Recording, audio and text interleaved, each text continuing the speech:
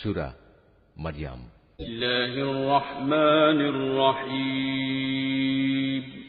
রহমান রহিম আল্লাহ তাআলার নামে। ইয়া আইন সাদ। হে নবী, এ হচ্ছে তোমার মালিকের অনুগ্রহের কথাগুলো স্মরণ করা, যা তিনি তার এক অনুগত বান্দা জাকারিয়ার উপর প্রেরণ করেছিলেন। যখন সে একান্ত নীরবে তার মালিককে ডাকছিল, সে বলেছিল, হে আমার মালিক, আমার শরীরের হাড় দুর্বল হয়ে পড়েছে এবং আমার মাথা শুভ্র জল হয়ে গেছে। তুমি আমার দোয়া কবুল করো। হে আমার মালিক, আমি তো কখনো তোমাকে ডেকে ব্যর্থ হইনি। আমার মৃত্যুর পর আমি আমার পেছনে পড়ে থাকা আমার ভাই বন্ধুদের দিনের ব্যাপারে আশঙ্কা করছি। অপরদিকে আমার স্ত্রী হচ্ছে বন্ধ্যা, সন্তান ধারণে সে সক্ষম নয়। তাই তুমি একান্ত তোমার কাছ থেকে আমাকে একজন উত্তরাধিকারী দান করো, যে আমার উত্তরাধিকারিত্ব করবে ইয়াকুবের বংশের। হে আমার মালিক, তুমি তাকে একজন সন্তোষভাজন ব্যক্তি বানাও। আল্লাহ তাআলা বললেন, হে জাকারিয়া, আমি তোমাকে একটি ছেলে হওয়ার সুখবর দিচ্ছি। তার নাম হবে ইয়াহইয়া। এর আগে এ নামে আমি কোনো মানুষের নামকরণ করিনি।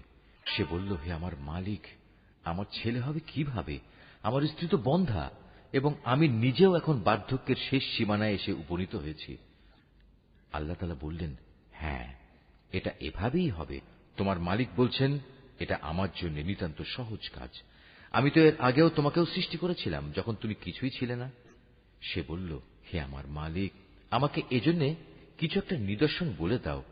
তিনি বললেন, হ্যাঁ, তোমার নিদর্শন হচ্ছে সুস্থ থেকেও তুমি ক্রমাগত 3 রাত মানুষদের সাথে কোন রকম কথাবার্তা বলবে না। অতঃপর সে কামরা থেকে বেরিয়ে তার জাতির লোকদের কাছে এলো এবং ইশারা ইঙ্গিতে তাদের বুঝিয়ে দিল, তারা যেন সকাল সন্ধ্যা আল্লাহ তাআলার পবিত্রতা ও মহিমা ঘোষণা করে। এরপর একসময় ইয়াহিয়া জন্ম হল। সে যখন বড় হল, তখন আমি তাকে বললাম, হে ইয়াহিয়া, আমার কিতাবকে তুমি শক্ত করে ধারণ করো। আসলে আমি তাকে ছেলেবেলায় বিচার বুদ্ধি দান করেছিলাম। সে আমার একান্ত কাছ থেকেই হৃদয়ে কোমলতা ও পবিত্রতা লাভ করল। সে ছিল আসলেই একজন পরহেজগার ব্যক্তি। তদুপরি সে ছিল পিতামাতার একান্ত অনুগত, কখনো অবাধ্য ও নাফরমান ছিল না। তার প্রতি শান্তি বর্ষিত হয়েছিল যেদিন তাকে জন্ম দেওয়া হয়েছে। শান্তি বর্ষিত হবে সেদিন যেদিন সে মৃত্যুবরণ করবে এবং যেদিন পুনরায় সে জীবিত হয়ে পুনরুত্থিত হবে।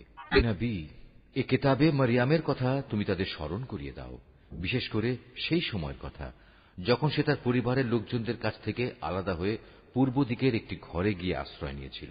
অতঃপর লোকদের কাছ থেকে নিজেকে আড়াল করার জন্য সে পর্দা করল। আমি তার কাছে আমার রূহ জিবরাইলকে পাঠালাম। সে পূর্ণ মানুষের আকৃতিতে তার সামনে গিয়ে আত্মপ্রকাশ করল। সে বলল, হে আগত ব্যক্তি, তুমি যদি আল্লাহ তাআলাকে ভয় করো তাহলে আমি তোমার অনিষ্ট থেকে দয়াময় আল্লাহ তাআলার কাছে পানা চাই। আমি তোমার মালিকের পাঠানো দূত। আমি তো এজন্য এসেছি যেন তোমাকে একটি পবিত্র সন্তান দিয়ে যেতে পারি। সে বলল, এ কি বলছো তুমি? আমার ছেলে হবে কিভাবে? আমাকে তো আজ পর্যন্ত কোনো পুরুষ স্পর্শও করেনি, আর না আমি কখনো অসতী ছিলাম। সে বলল, হ্যাঁ, এভাবেই হবে। তোমার মালিক বলছেন, তা আমার জন্য খুবই সহজ কাজ এবং আমি তাকে মানুষদের জন্য কুদরতের একটি নিদর্শন ও আমার কাছ থেকে অনুগ্রহ তুল্য একটি মানুষ বানাতে চাই। মূলত এটা ছিল আমার পক্ষ থেকে এক স্থিরীকৃত ব্যাপার। অতঃপর সে তাকে গর্ভে ধারণ করল এবং তাকে সহ দূরে কোনো এক জায়গায় চলে গেল। তারপর প্রসব বেদনা তাকে আশ্রয়ের জন্য এক খেজুর গাছের নিচে নিয়ে এলো।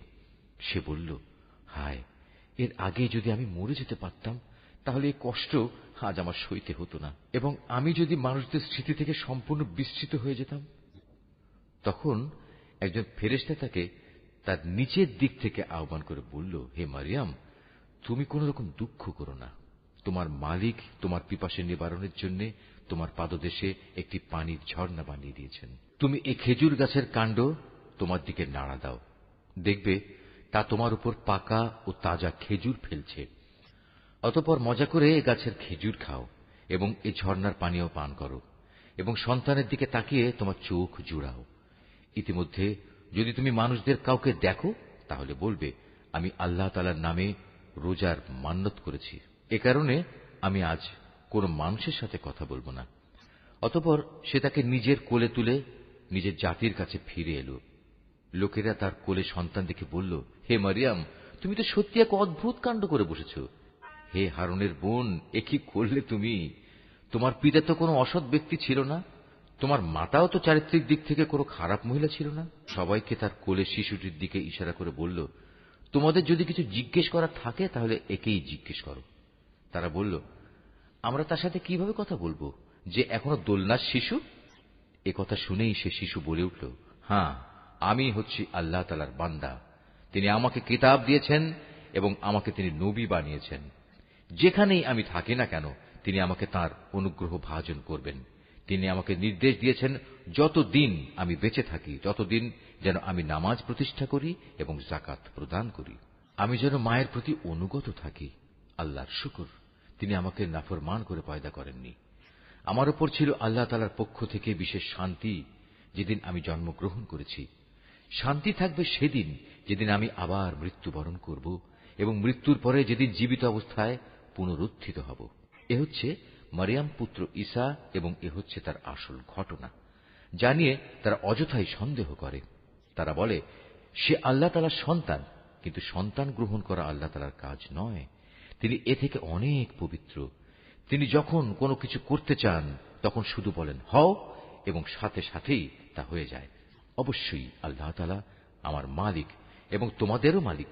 অতএব তোমরা সবাই তাঁরই গোলামি করো, আর এটাই হচ্ছে সহজ ও সরল পথ। এরপর তাদের দলগুলো নিজেদের মাঝে মারিয়াম পুত্রকে নিয়ে নানা মতানৈক্য সৃষ্টি করল। অতঃপর যারা আল্লাহ তাআলার ঘোষণা অস্বীকার করল তাদের জন্য রয়েছে এক কঠিন কিয়ামতের দিনের দুর্ভোগ। যেদিন এরা আমার সামনে এসে হাজির হবে সেদিন তারা ভালো করেই শুনবে এবং ভালো করেই দেখতে পাবে। কিন্তু আজ এই জালেমরা না শোনা ও না দেখার ভান করে সুস্পষ্ট গুমরাহিতে নিমজ্জিত হয়ে আছে। হে নবী, সেই আক্ষেপের দিনটি সম্পর্কে তুমি এদের সাবধান করে দাও, যেদিন জান্নাত জাহান্নামের ব্যাপারে চূড়ান্ত সিদ্ধান্ত হয়ে যাবে। এখন তো এরা এ ব্যাপারে গাফিলতে ডুবে রয়েছে, তাই ওরা আল্লাহর উপর ঈমান আনছে না। নিশ্চয়ই পৃথিবীর মালিক হব আমি এবং তার উপর যা কিছু রয়েছে সে সবেরও, আর তাদের সবাইকে আমার কাছেই ফিরে আসতে হবে। হে নবী, কেতাবে তুমি ইব্রাহিমের ঘটনাকে স্মরণ করো। অবশ্যই সে ছিল এক সত্যবাদী নবী। বিশেষ করে সে সময়ের কথা যখন সে তার পিতাকে বলল, হে আমার পিতা, তুমি কেন এমন একটা জিনিসের পুজো করো যা দেখতে পায় না, কিছু শুনতে পায় না, যা তোমার কোনো কাজেও আসবে না? হে আমার পিতা, আমার কাছে আল্লাহ তাআলা সৃষ্টি রহস্য সম্পর্কে যে জ্ঞান এসেছে তা তোমার কাছে আসেনি। অতএব তুমি আমার কথা শোনো, আমি তোমাকে সঠিক পথ দেখাবো। হে আমার পিতা, সে জ্ঞানের মৌলিক কথা হচ্ছে তুমি শয়তানের গোলামি করো না, কেননা শয়তান হচ্ছে পরম দয়ালু আল্লাহ তাআলার নাফরমান। হে আমার পিতা, আমার ভয় হচ্ছে নাফরমান শয়তানের গোলামি করলে পরম দয়ালু আল্লাহ তাআলার কোনো আযাব এসে তোমাকে স্পর্শ করবে, আর এর ফলে জাহান্নামে তুমি শয়তানেরই সাথী হয়ে যাবে। সে বলল, হে ইব্রাহিম, তুমি কি আসলেই আমার দেবদেবীগুলো থেকে বিমুখ হয়ে যাচ্ছ? তবে শোনো, এখনো যদি তুমি এসব থেকে ফিরে না আসো তাহলে অবশ্যই আমি তোমাকে পাথর মেরে হত্যা করব। আর যদি বেঁচে থাকতে চাও তাহলে তুমি চিরতরে আমার কাছ থেকে আলাদা হয়ে যাও। সে বলল, আচ্ছা, তোমার প্রতি আমার সালাম, আমি তোমার কাছ থেকে আলাদা হয়ে যাচ্ছি, কিন্তু এ সত্ত্বেও আমি আমার মালিকের কাছে তোমার জন্য মাগফিরাত কামনা করতে থাকব। অবশ্যই আল্লাহ তাআলা আমার প্রতি অতিশয় মেহেরবান। আমি তোমাদের কাছ থেকে আলাদা হয়ে যাচ্ছি এবং আল্লাহ তাআলাকে বাদ দিয়ে তোমরা যাদের ডাকো তাদের সবার কাছ থেকেও আলাদা হয়ে যাচ্ছি। আমি তো আমার মালিককেই ডাকতে থাকব। আশা করি আমার মালিককে ডেকে আমি কখনো ব্যর্থকাম হব না। অতঃপর যখন সে সত্যিই তাদের কাছ থেকে পৃথক হয়ে গেল এবং পৃথক হয়ে গেল তাদের থেকে যাদের ওরা আল্লাহ তাআলার বদলে ডাকত, তখন আমি তাকে ইসহাক ও ইসহাক পুত্র ইয়াকুব দান করলাম। এদের সবাইকেই আমি নবী বানিয়েছি। আমি তাদের উপর আমার আরো বহু অনুগ্রহ দান করেছি এবং মানুষদের মাঝে আমি তাদের সুউচ্চ সম্মানও দান করেছি। হে নবী, তুমি এ কিতাবে মুসার ঘটনা স্মরণ করো। অবশ্যই সে ছিল একনিষ্ঠ বান্দা, সে ছিল রসুল, নবী। আমার কথা শোনার জন্য আমি তাকে তুর পাহাড়ের ডান দিক থেকে ডাক দিলাম এবং তাকে আমি গোপন তথ্য সমৃদ্ধ কথা বলার জন্য আমার নিকটবর্তী করলাম। আমি আমার নিজ অনুগ্রহে তার ভাই হারুনকে নবী বানিয়ে তাকে তার সাহায্যকারী হিসেবে দান করলাম। নবী, এ কেতাবে তুমি ইসমাইলের কথাও স্মরণ করো। নিশ্চয়ই সে ছিল যথার্থ প্রতিশ্রুতি পালনকারী, আর সে ছিল রসুল, নবী। সে তার আপনজনদের নামাজ প্রতিষ্ঠা করা ও যাকাত আদায় করার আদেশ দিত। উপরন্তু সে ছিল তার মালিকের একান্ত পছন্দনীয় ব্যক্তি। হে নবী, তুমি এ কিতাবে ইদ্রিসের কথাও স্মরণ করো। সেও ছিল একজন সত্যবাদী নবী। আমি তাকে উচ্চ মর্যাদায় সমাসীন করেছিলাম। এরা হচ্ছে সেসব নবী যাদের উপর আল্লাহ তাআলা অনুগ্রহ করেছেন। এরা সবাই ছিল আদমের বংশোদ্ভূত, যাদের তিনি মহাপ্লাবনের সময় নূহের সাথে নৌকায় আরোহণ করিয়েছেন। এরা তাদেরই বংশের লোক। এদের কিছু লোক ইব্রাহিম ও ইসরায়েলের বংশোদ্ভূত। উপরন্তু যাদের তিনি হেদায়েতের আলো দান করেছিলেন এবং যাদের তিনি মনোনীত করেছিলেন, এরা হচ্ছে তাদেরই অন্তর্ভুক্ত। এদের অবস্থা ছিল এই, যখনই এদের সামনে পরম করুণাময় আল্লাহ তাআলার আয়াতসমূহ তেলাওয়াত করা হতো, তখন এরা আল্লাহ তাআলাকে সাজদা করার জন্য ক্রন্দনরত অবস্থায় জমিনে লুটিয়ে পড়ত। তাদের পর তাদের অপদার্থ বংশধররা এল। তারা নামাজ বরবাদ করে দিল এবং নানা পাশবিক লালসার অনুসরণ করল। অতএব অচিরেই তারা তাদের এ গুমরাহির পরিণাম ফলের সাক্ষাৎ পাবে। কিন্তু যারা তওবা করেছে, ঈমান এনেছে এবং নেক কাজ করেছে, তাদের কথা আলাদা। তারা তো জান্নাতে প্রবেশ করবে। সেদিন তাদের উপর কোন রকম জুলুম করা হবে না। স্থায়ী জান্নাত এমন এক অদৃশ্য বস্তু, যার ওয়াদা আল্লাহ তাআলা তার বান্দাদের কাছে দিয়ে রেখেছেন। অবশ্যই তার ওয়াদা পূরণ হয়েই থাকবে। সেখানে তারা কোনো অর্থহীন কথা শুনতে পাবে না। চারিদিকে থাকবে শুধু শান্তি আর শান্তি। সেখানে সকাল সন্ধ্যা তাদের জন্য নিত্য নতুন রিজিকের ব্যবস্থা থাকবে। এ হচ্ছে জান্নাত। আমার বান্দাদের মাঝে যারা পরেজগার, আমি শুধু তাদেরই এর অধিকারী বানাবো। ফেরেশতারা বলল, হে নবী, আমরা কখনো তোমার মালিকের আদেশ ছাড়া জমিনে অবতরণ করি না।